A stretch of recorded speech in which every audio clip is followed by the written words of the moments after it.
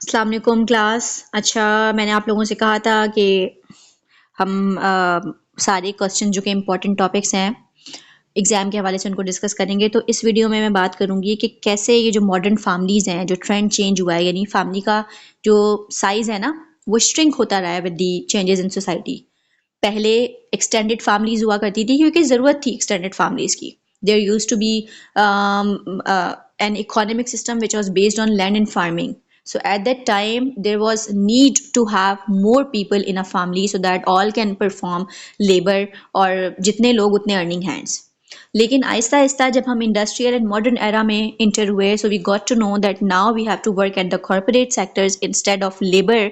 सो यहाँ पर हमें कम लोग चाहिए हैं, तो साइज श्रिंक होता गया, यानी अब न्यूक्लियर फैमिली की तरफ लोग आ रहे हैं एंड डुअल एंडर फैमिलीज भी हैं, यानी कि हस्बैंड वाइफ जो हैं वो अकेले अपने बच्चों के साथ या इंडिपेंडेंट रहते हैं और मिल के अर्न करते हैं, क्योंकि आज की सोसाइटी की नीड है।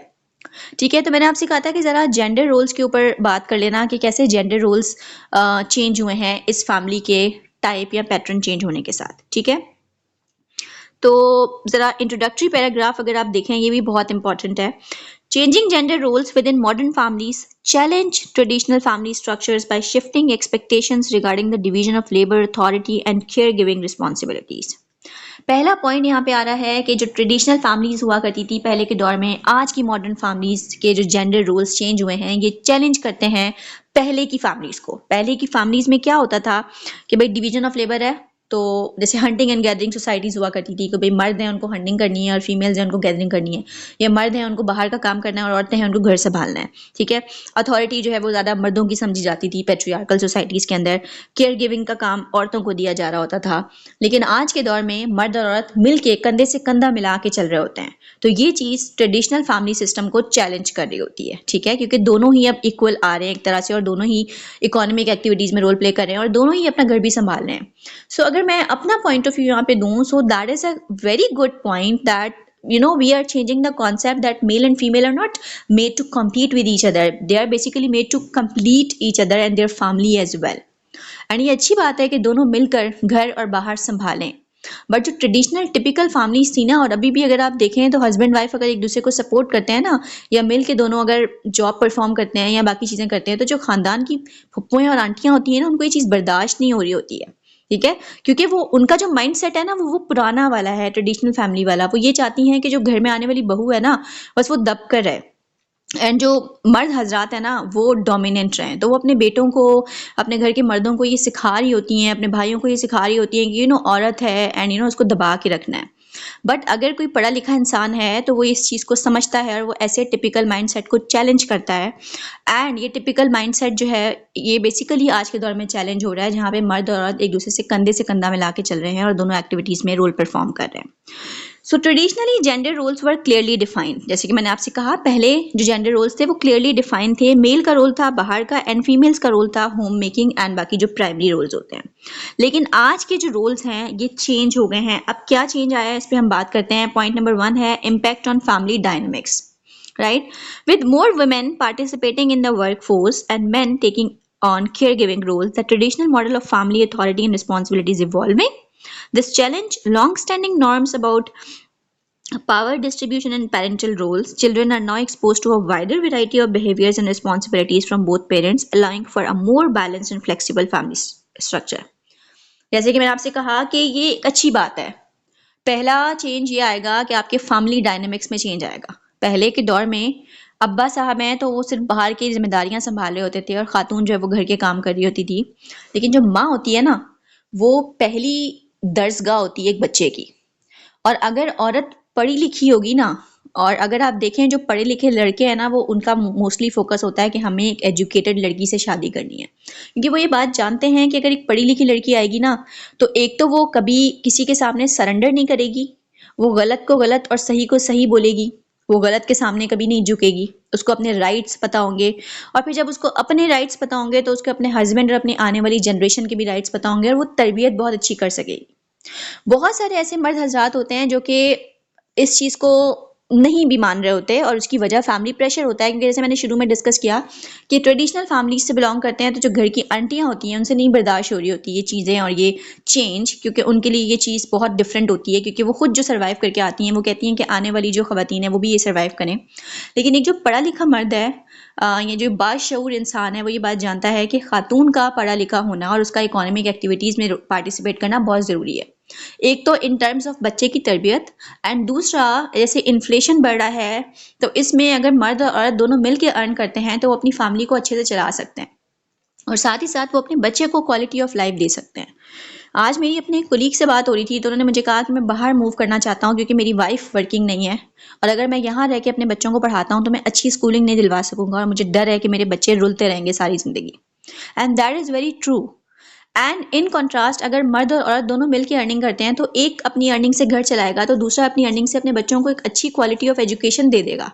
इससे ये होगा कि जिस बच्चे की बेस अच्छी बन गई ना, जिसने अच्छी एजुकेशन शुरू में ले ली, तो उसकी सारी ज़िंदगी संवर जाती है, वो उसकी करियर ओरिएंटेशन ही कुछ और होती है। तो पहला इंपॉर्टेंट इम्पैक्ट आता है फैमिली डायनेमिक के ऊपर। बच्चों को एक वैरायटी मिलती है, बच्चों की माँ भी पढ़ी लिखी है, वो भी ओपन माइंडेड माइंडसेट लेके उसके सामने आ रही है, उसके वालिद साहब भी जो हैं ऑलरेडी एजुकेटेड हैं, तो जब दोनों तरफ से उसको अच्छा एक्सपोजर मिलता है तो उसकी तरबियत अच्छे से हो रही होती है। Then gender equality and role models, दूसरा इंपॉर्टेंट जो एस्पेक्ट है वो है एक हमारा पुराना रोना जो हम हमेशा रो रहे होते हैं हर साल, स्पेशली औरत मार्च के दिनों में, दैट जेंडर इनइक्वालिटी। जब मर्द और औरत दोनों कमाएंगे ना, दोनों को अपने राइट्स का पता होगा। एक मर्द जब कमाता है तो मोस्ट ऑफ द टाइम ये होता है, मैं सबको नहीं कह रही, but most of the time उसको ये फीलिंग आती है कि मैं डोमिनेंट हूँ। अब इस औरत को मैं कमा के दे रहा हूँ ना, इस पे पैसा लगा रहा हूँ, तो ये मेरी प्रॉपर्टी है, तो मैं इसको एक्सप्लॉइट भी कर दूंगा। तो यहाँ पे कॉन्फ्लिक्ट थ्योरी वाली कहानी शुरू हो जाती है, यानी वर्किंग क्लास और एलीट क्लास वाली। मर्द खुद को एलीट क्लास के तौर पे समझता है और औरत को जो है वो डोमिनेंट या सबऑर्डिनेट ग्रुप समझता है। इंस्टेड जब दोनों ही अर्न कर रहे होंगे, दोनों ही एजुकेटेड होंगे, दोनों को ही सही गलत का पता होगा, तो यहाँ पे इक्वालिटी मेंटेन होगी। दोनों को पता होगा एक दूसरे की रिस्पेक्ट करनी है, ठीक है, गिव एंड टेक वाली चीज होगी। Then socialisation of children, children raised in households where gender roles are more flexible may develop a broader view of gender, leading to greater tolerance and acceptance of diverse identities. However, this shift can also create tension as children might encounter conflicting messages from different social spheres, school, peers, media that reinforce traditional gender norms. बच्चों की तरबियत की बात करें तो जब gender roles change होते हैं और वो फैमिलीज जहाँ पे जेंडर नॉर्म्स चेंज हो रहे हैं, जैसे मैंने ऊपर डिस्कस किया इक्वालिटी की बात हो रही है, तो वहाँ पे बच्चों की तरबियत दो अंदाज में होती है। पहला तो उनके ऊपर पॉजिटिव इफेक्ट भी पड़ता है कि जब बच्चा घर में ये सीखेगा ना कि अगर मैं लड़का हूं तो मैं एज अ लड़का भी ग्लास उठा दूंगा तो मुझे करंट नहीं लग जाएगा, बजाय इसकी वो फैमिली जिसको ये सिखाया जा रहा होता है कि भाई औरत है अगर, या तुम्हारी बहन है या तुम्हारी वाइफ है, अगर वो जॉब से भी आ रही है तो उसको तो तुम्हारे साथ साथ अपने घर के खानदान के तमाम लोगों के घर के रिस्पॉन्सिबिलिटीज पूरी करनी है, क्योंकि इसलिए कि वो औरत है। ये टिपिकल पुराना माइंड सेट है। लेकिन वो फैमिलीज जहाँ पे लड़कों को भी वैसे ही तरबियत दी जा रही होती है जहाँ लड़कियों को दी जा रही होती है, तो वहाँ पर बच्चों को एक्सपोजर डिफरेंट मिलता है, रिस्पेक्ट, रिगार्ड, वैल्यूज समझ आती हैं, जेंडर इनइक्वालिटी खत्म होती है, तरबियत हमेशा घर से स्टार्ट होती है। ठीक है, आप अक्सर देखिएगा वो मर्द हजरात जो कि अपनी बीवी के साथ अच्छा ट्रीटमेंट कर रहे होते हैं या अपनी वाइफ को भी रिस्पेक्ट दे रहे होते हैं, तो आप देखिएगा उसके पीछे माइंडसेट उसके घर की खवातीन का होता है। एंड इन कंट्रास्ट ऐसे लोग भी हैं जो कि जिनके माइंड में सिर्फ ये बात डाली जा रही होती है कि तुम्हारे घर की जो औरतें हैं, यानी तुम्हारी वालदा और तुम्हारी बहनें, बस तुमने उनकी इज्जत करनी है, इसके अलावा तुम्हारी वाइफ भी अगर तो वो एक थर्ड पर्सन है, वो दूसरे घर से आई हुई, तो तुमने उसको इज्जत नहीं देनी है, तुमने उसको दबा के रखना है, वो तुम्हारी प्रॉपर्टी है। तो ये माइंड सेट भी होता है।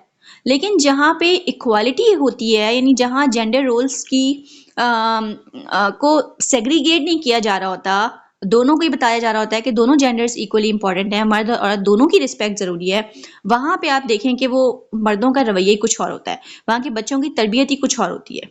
ठीक है, मैंने अक्सर माओं को देखा है, पढ़ी लिखी माओं को, जाहिल खवातीन की मैं बात नहीं करी, जो पढ़ी लिखी खवातीन है मैं आजकल देखती हूँ कि लड़कों को भी कह रही होती हैं अपने बच्चों को, 6-6 साल के 8-8 साल के बच्चे, उनको कहती हैं बेटा आप ग्लास उठाएं, बेटा आप ये काम करें, यानी उनको भी घर की एक्टिविटीज में पार्टिसिपेट करवाती हैं, और मतलब ये फील नहीं करवाया जा रहा होता कि भाई आप जो है वो मर्द हैं और आपने तो बस बाहर से आना है और बेड पे गिर जाना है।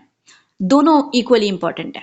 दोनों तरह के रोल्स में जब औरत बाहर जाके काम कर सकती है तो मर्द भी घर में पार्टिसिपेट कर सकता है और इसमें कोई शर्म वाली बात नहीं है। और मर्द और औरत जहाँ मिल के अपने बच्चों की तरबियत करते हैं ना, वहाँ पर बड़ा पॉजिटिव इम्पैक्ट आता है। लेकिन अगेन यहाँ पे चैलेंज होता है ट्रेडिशनल रोल्स को, कि अपने घरों की जो खवातीन है ना, उनसे ही बर्दाश्त नहीं होता कि हमारा बेटा या हमारा भाई अपनी वाइफ के साथ कैसे खुश है या अपनी वाइफ के साथ कैसे हेल्प आउट करवा रहा है। मैंने अक्सर देखा है, कभी कोई मर्द हजरात अगर अपनी वाइफ के साथ काम करवाएंगे ना, कुछ जॉब करवा देंगे, तो घर की अम्मा या बहन ही उठ के बोलेगी जोरू का गुलाम। ठीक है, अपने हस्बैंड या अपने जो उनके दामाद हैं, अगर वो ये काम करेंगे तो वो बड़े अच्छे हैं, लेकिन अगर उनका बेटा या भाई ये काम करेगा तो वो उनकी जो जो एक ट्रेडिशनल टिपिकल माइंडसेट है वो चैलेंज हो जाता है और फौरन से उसको क्रिटिसाइज करती हैं। वो लड़का बेचारा भी प्रेशर में आ जाता है, फिर उनकी अपनी फैमिली डिस्टर्ब हो जाती है और फिर बाकी अलग प्रॉब्लम्स आते हैं। तो आज की जो फैमिली है ना, जो न्यूक्लियर फैमिली है, जहाँ पे डुअल अर्निंग फैमिलीज है, जहाँ पे जेंडर नॉर्म्स जो हैं वो इस तरह से बन रहे हैं कि इक्वालिटी है, वो आने वाले वक्त के लिए बड़ी बेहतरीन चीज़ है। लेकिन ऐसे बच्चे जो हैं वो कभी कभी प्रॉब्लम्स भी फेस करते हैं, क्योंकि हमारा माशरा मोस्टली पेट्रियार्कल है, तो जो घरों से सीख भी रहे होते हैं ना अगर इक्वालिटी, तो बाहर उन लोगों के लिए प्रॉब्लम्स होते हैं। ठीक है, तो इसको आपने बड़ा डिटेल में डिस्कस करना है। उसके बाद आता है चैलेंजेस टू ट्रेडिशनल स्ट्रक्चर्स। अब देखें, family structure becomes more egalitarian. It can challenge societal expectations about the ideal family unit. This may lead to criticism or stigmatization from more conservative social groups. Additionally, in some cases, there can be confusion or difficulty in adjusting to new dynamics, especially if extended family members or communities hold more traditional views. ये point है related to the example जो मैंने ऊपर share की, कि जो आने वाली नस्लें हैं अगर वो जेंडर रोल्स को एक्सेप्ट करती भी हैं, ये इक्वालिटी होनी चाहिए, तो उनको चैलेंज फेस करने पड़ते हैं एडजस्ट होने में from the other typical traditional family members, जिन्होंने अपने दौर में वो टिपिकल पॉइंट्स देखे या टिपिकल इनइक्वालिटीज़ देखी, वो ही उनको नए रोल्स में एडजस्ट नहीं होने देते। जैसे मैंने आपको एग्जांपल दी कि अगर एक बेटा है वो अपनी वाइफ के साथ इक्वल ट्रीटमेंट करता है, यानी उसके साथ घर के रोल्स रिस्पॉन्सिबिलिटीज़ में हेल्प आउट करता है, तो उसकी अपनी अम्मा या उसकी अपनी बहन ही उसको फ़ौरन से टॉर्चर करेगी मेंटली, या उसको टॉन्ट करेगी या उसको रोकेगी, रिजिस्ट करेगी कि भाई तुम्हें नहीं करना है, तुम जोरू के गुलाम बन रहे हो। सो वो लड़का चैलेंज फेस करता है। इसी तरह खवातीन हैं, अगर वो पढ़ना चाहती हैं या बाहर जाना चाहती हैं तो उनको प्रॉब्लम फेस करनी पड़ती हैं अपने घर में मौजूद लोगों की वजह से, उनके माइंडसेट की वजह से, जो कि उनको रोकते हैं कि भाई नहीं, it's not for girls, right. So ये चैलेंज बड़ा एक प्रॉब्लम क्रिएट करता है एडजस्टमेंट का।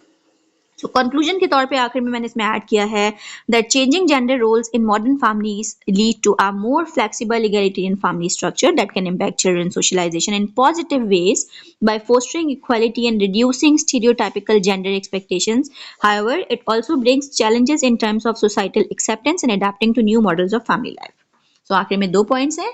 पहला पॉइंट, जो इक्वल जेंडर रोल्स हैं और जो फैमिली का स्ट्रक्चर चेंज हो रहा है, that is very positive change, but ऐसे लोगों को एडजस्टमेंट के इश्यूज होते हैं क्योंकि सोसाइटी में एक्सेप्टेंस नहीं मिल रही होती है या अपनी फैमिलीज में ही एक्सेप्टेंस नहीं मिल रही होती है। ठीक है, so this video was related to the points of changing gender roles in changing patterns of family. Further को हम डिस्कस करते हैं फिर अपकमिंग वीडियो में।